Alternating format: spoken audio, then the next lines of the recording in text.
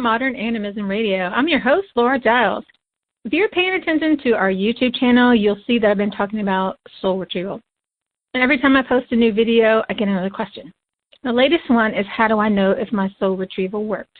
And that takes a little longer than the short videos you post. I wanted to give it the attention it deserves with a podcast. So let's start by giving thanks. I acknowledge and thank the element of earth for giving us a home, food, stability, a strong foundation, a sense of belonging, and a community that sustains us. I acknowledge and thank the element of air for our inspiration and for helping us to stay in touch with our inner child so that we can see the world anew. Thanks also for helping us to hear the whispers of the other world, which are starting to crank up. You know, it's that time of year. I acknowledge and thank the element of fire for giving us the power to create change within ourselves and in the outer world, and a sense of responsibility to keep things balanced. I acknowledge and thank the element of water for reminding us to go with the flow and helping us to feel so that life is a meaningful adventure. I thank all of you for being here and joining our program. I acknowledge and thank the loving, helping ancestors from the human, plant, animal, and mineral kingdom. And thank you for all the blessings that we receive that are seen and unseen, and ask for your continued support so that we can continue to be of service to everybody.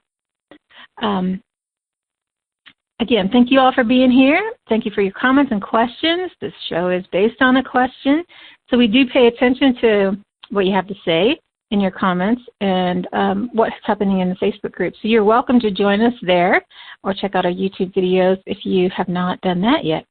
If you'd like to support with a donation, you can do that at buymeacoffee.com/Pan Society.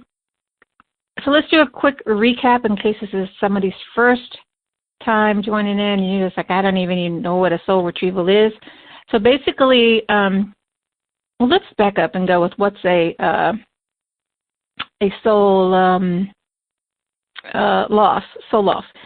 So in order to have a soul retrieval, you have to have a soul loss. And a soul loss is basically the spiritual part of trauma.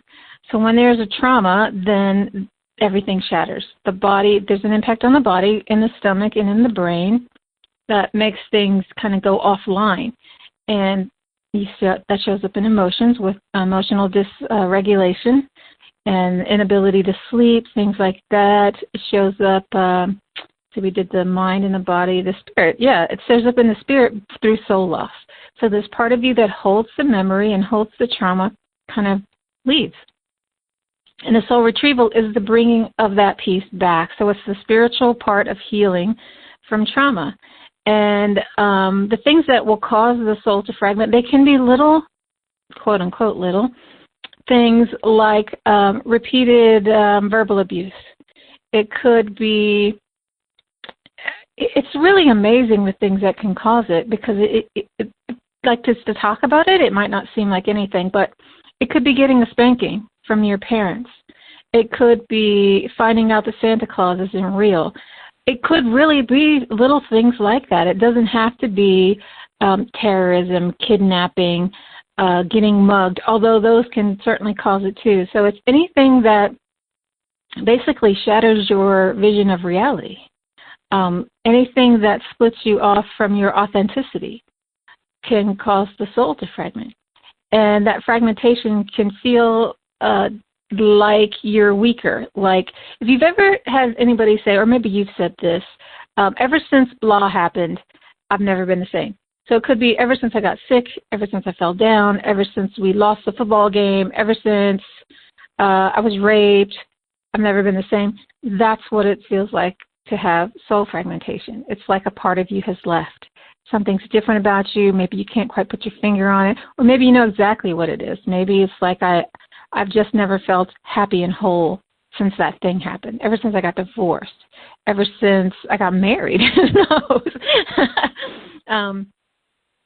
Could be anything, but that's how you know there's this feeling that things are just not right. And soul retrieval can happen spontaneously. So it's happened to me spontaneously. And I think if you're mindful, if you're on a growth trajectory, it's going to happen spontaneously. There are tons and tons and tons of people out now who are advertising soul retrieval for sale, which I see that as a spiritual service, and it's not something that one would pay for. It's just something that you do in service of the community. People are out there selling it, and it's up to you if you want to buy that, if you think you could benefit from it. You know, if that's the thing that stood between me and wholeness, I'm probably going to do it. And lots of people are selling it. So basically in that case where it is a third party helping you, well, actually trauma therapy can do the same thing. I do this every day. We don't call it soul retrieval, but it certainly is that, and helping the person to heal, helping to bring the body back on board, helping to bring the emotions back in alignment, and then I will do the soul piece as well. And so when I'm doing it, I need to know that the person is stable enough to receive the part. So I have had a paid soul retrieval, and actually I've had a few because I'm curious. Somebody says they can do something, I'm like, okay, well, show me. And for the most part, you know, it's really a good question, how do I know that it's happened? Because for the most part, nothing happened. And if you don't have evidence that something happened, then nothing happened. It's the emperor's new clothes. I'm just going to tell you that. You know, one of the things about this whole shamanic movement is they're like, nobody can tell you your reality. So if you say, well, the sky is purple and I flew, then the sky is purple and you flew. And if you say, oh, well, I did your soul retrieval, you know, nobody's supposed to tell you what your reality is. And I totally agree with that, except that you are the architect of your own experience. So if you don't feel anything, you don't notice anything, probably nothing happened. So I've had 3 or 4 soul retrievals where nothing happened. The last one, so going back to what does it feel like, felt like I knew so it was a distance, and I knew exactly when it happened because it felt like I was having a seizure from the neck down. So my mind was perfectly clear. I could think of everything. Nothing was happening from the neck up, but my body felt like it was convulsing, and it was the weirdest thing ever. It didn't result in any change, though, and I didn't have any. Usually there's a period of integration where you're putting stuff back in order, you're reorganizing. It's like if you shake up a snow globe, things are not going to be the way that they were. They have to find a new way of balancing, a new way of being. And there was no shaking of the snow globe. So my theory, and this is just a theory because it's one experience, is that when you force a soul retrieval, so you say, hey, because this is not how it's done in the indigenous world, when you force a soul retrieval and you bring these parts back, if they're not ready to come, if they don't have a place prepared for them, and you haven't done the groundwork to receive it, then it's just going to leave again. So my sense is that the last one that I had actually was a soul retrieval that didn't stick. I couldn't tell you any stories around it. The person who did it gave me a story about what they saw in the journey. None of that resonated. No idea. Not to say that it has to resonate, but in my case it didn't. So, yeah. Since this is your experience in your life, I think it needs to resonate with you, don't you? I mean, it has to mean something to you. You need to see something, feel something, experience something in order for it to be real. If you don't have any evidence that it's real, then I would say, at the very least, it wasn't useful. Now, there are some people, I certainly know this from doing therapy, who are not particularly sensitive to changes. But if you ask people around them, has this person changed anything? They'll be like, oh, my God, yes. You know, they're so much more relaxed than they used to be, or so much more talkative than they used to be, or whatever. You know, sometimes we're not that self-aware. So it could be that that's what's going on, but there's evidence for someone else to pick it up, at least even if you don't. So let's go back to what is it like? How do you know? So in my case, I've had, I don't know how many spontaneous soul retrievals, a few, and I think they just happen when they're ready to happen. I think these are your parts. They know you. They know where home is. It's not like they go off in La La Land and just can't find their way back. I think they're just like taking a break. It's part of you. You can't be separated from you. and they will return when they're ready. And sometimes you need a little help with that, meaning that there's a series of coincidences that set something up that, creates the perfect situation for that to happen. I know that's definitely been the case for me, because it wasn't just like, oh, I'm in the bed sleeping in the middle of the night and poof, it pops back. It wasn't like that. I mean, in one case it was something similar to that, but in the others there were other things in place to kind of facilitate it. The situation was right. There was the right smells, the right time of day, that kind of stuff. There are certain triggers that will kind of get the whole thing going if it's spontaneous. So when it comes back, let me think of the first one. So the first time that it happened, I am in my front yard, and I'm standing there by myself, and all of a sudden it just hit me like a ton of bricks. And you hear people say, oh, I fell to my knees. Do they literally mean that? In my case, yeah. I did actually fall to my knees. And I started crying because it just hit me. Everything just hit me all at once. And the story, I knew everything, and it all came together. And I realized that things that I had been in denial about or didn't acknowledge became really, really clear. And be like, okay, this is the truth. Not just this is your truth, but what I had been doing before was that was my truth. And then I got like, this is the truth. And here's the part that you lost. That one was actually pretty easy. It was just like, whoa, and then, wow, that was interesting. And then kind of just shook it off. That was the first one, and I'm glad it was an easy one. The last one that I had was they're usually not that easy. There's usually a period of integration afterwards that's painful, because when you lose a part, it is because something traumatic happened. And when it comes back, it's going to come back with all of that, all the pain, all the hurt, all the unfelt stuff. But it's like, so I'm going to go back to the one before the last one. It was like, what happened was I was dancing. I was trance dancing, which I frequently do. And not because I'm trying to get something to happen, just because it's kind of fun. You get into music and the drums are going, and it just kind of happens. And most of the time, nothing happens other than you just kind of feel really good. So I wasn't looking for anything to happen for sure. But I just got into the zone, and it just happened, and I'm laughing. And then I'm crying, and then all of these memories start flooding back. And I got all these smells and fully sensory, so all different kinds of stuff was happening. And I would say it was really, really quick, because you're in this, and when you're in a trance, you're in this space of like no time. So 5 minutes can be like 5 years, or the other way around. 5 years can be like 5 minutes.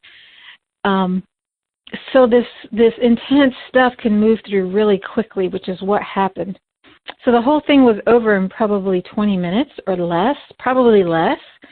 And then the integration happened. So for like the next 2 weeks, I was kind of moody, not myself. My energy was kind of weird. I was kind of out of it a bit, which is not like me. I'm normally pretty grounded, very stable, and even keel, like with the moods.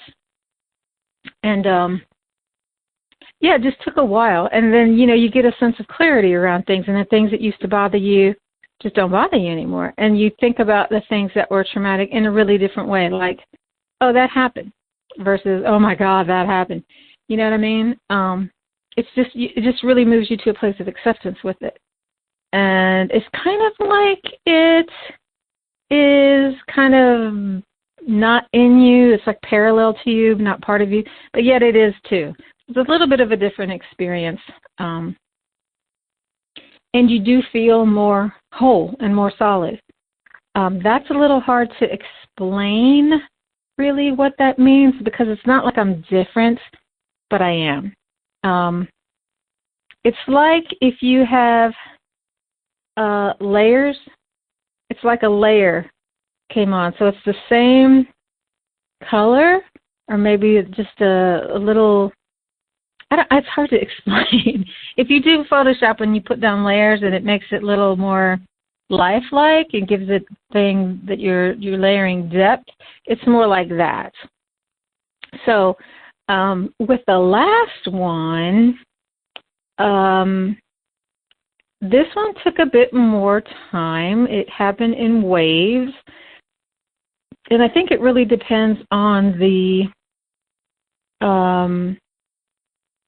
intensity, because I don't want to say severity, the intensity of the split, how big the split was, how much of you lost, that kind of thing. This was a big integration, and it came in pieces. When it first started happening, it was just more of a physical response. Didn't have any stories, didn't have any real understanding. Because I've done this and I do this professionally, I knew what was going on, but I didn't have any story, which can be like super confusing, or at least like unclear. You want to feel like things are done, or like you know what's going on, and I felt like I had no control. But since I've done it before, I was like, okay, well, this is just a space where you're not going to be in control. So if you understand that part, it can make it a lot easier to just go with it. And really, that's all you can do, because if you try to shut it down, you're going to inhibit the healing. So you really got to be in a place of trust, and just trust the process. Be like, okay, I am protected, I am okay, and this will end, because it does end. Just kind of like you're on a roller coaster and just hang on until it stops. So the second wave came a couple days later, and this did bring back the memories and the intellectual piece of it, which I was glad for, because it made it all make sense. And, you know, your body's doing what you're doing. You might be shaking. You might be coughing, laughing. You might be going through all three of them. You might be doing it all at the same time. Who knows? But your body is usually, I won't say usually, sometimes doing strange things. You might be grimacing, making faces. You might, you know, it could be any of those things. And I'm talking drug-free, too. I mean, I think if you're on mushrooms or ayahuasca or something, then definitely all that can be going on. Visual stuff happening, but this was all drug-free. And then once it kind of moves through, you might get little spasms here and there as it's all shaken out, next day, next couple of days, and then it all settles down. And like I said, again, you get that layering effect where you just feel more solid, more real, more you. Powerful is a word that I hear used a lot, but it's not like, you know, all of a sudden you become Superman. Well, I guess you could. It depends on how dysfunctional you were before. I guess it varies from experience to experience. I was pretty functional before, still functional now, but I do feel more solid, more in my skin. And I think that it just happens if you're self-aware, if you have good self-care, if you have good support, if you're living in harmony with nature, because nature is always self-correcting. It always goes from order to chaos and chaos to order. So as you are moving into a place of order, your parts are just going to come back. Not to say that you can't split again, but I think the more self-aware you are, the more skills you have, the less likely it's going to happen, because you're able to be in the moment of crisis and stay integrated. Of course, I mean, not saying that it's a dysfunction if something happens to you, because, you know, we know PTSD happens in times of war, and not just times of war, but in times of war, and that you're not weak if you have PTSD. It's just what your body does to protect you. So if it happens, it happens, and then you just deal with it. So let me say this, though. In indigenous cultures, or at least mine, I don't know how they all do it, when you have a soul retrieval, it happens pretty much right after, because so there's not like this lag of years where you're slamming the soul back into the body. So since this part hasn't gone very far, it's very easy to integrate it back. Plus you have the support of the community, and a community that understands soul loss, which is so vitally important. It's really, really different than trying to get a soul retrieval here in the West for something that happened when you were 6 and you're now 36, and there's no support and no understanding for it in the culture.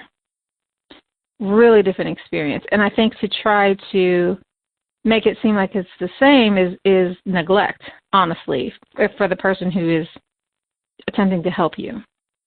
You have to have a lot in place to stabilize the person if this is something that you want to do, because it's a destabilizing process.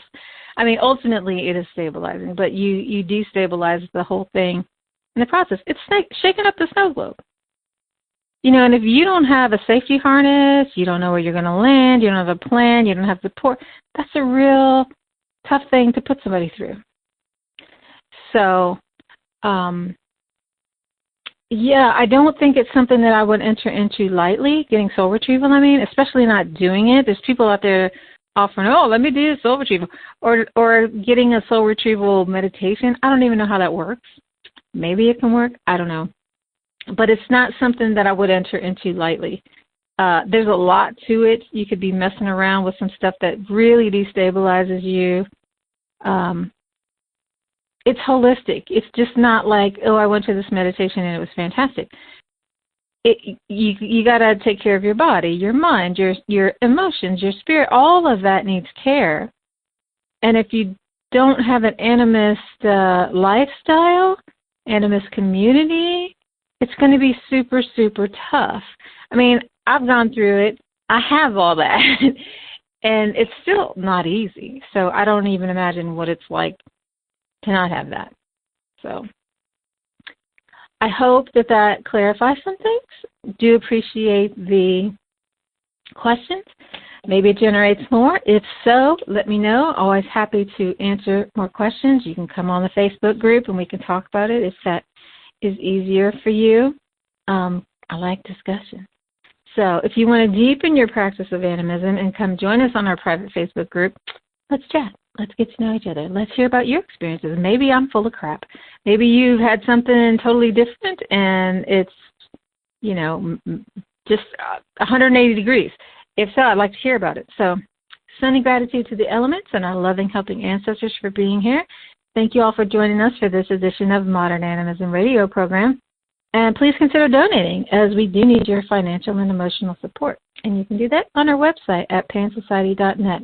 Thanks for tuning in. Once again, I'm Laura Giles for Pan Society, and we'll see you next week. Thanks.